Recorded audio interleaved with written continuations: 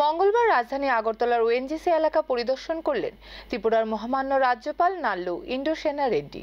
তার পাশাপাশি তিনি এদিন কাজকর্ম খতিয়ে দেখে আগামী দিন কিভাবে উন্নত করা যায় তা নিয়ে আধিকারিকদের সাথে বৈঠক করেন। ত্রিপুরার মহামান্য রাজ্যপাল পদে আসীন হওয়ার পর প্রায়ই কেন্দ্রীয় রাজ্য সরকারের বিভিন্ন প্রকল্পের কাজ খতিয়ে দেখছেন ত্রিপুরার মহামান্য রাজ্যপাল নাল্লু ইন্দ্রসেনা রেড্ডি। মঙ্গলবার ফের তিনি রাজধানী আগরতলার ওএনজিসি এলাকা পরিদর্শন করে কাজকর্ম খতিয়ে দেখেন।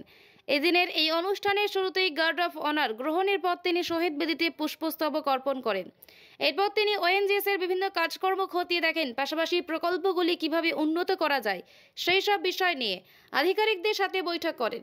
এদিন এক সাক্ষাৎকারে তিনি উল্লেখ করেন কিভাবে কাজ চলছে তা দেখার জন্য এবং আগামী দিন কেন্দ্র রাজ্য সরকারের প্রকল্পগুলি কিভাবে আরো উন্নত করা যায় তা নিয়ে আধিকারিকদের সাথে আলোচনা করেছেন। पब्लिक अंडरटेकिंग्स कैसा है, क्या है, वो देखने के लिए, इंटरेक्शन के लिए आया हूँ।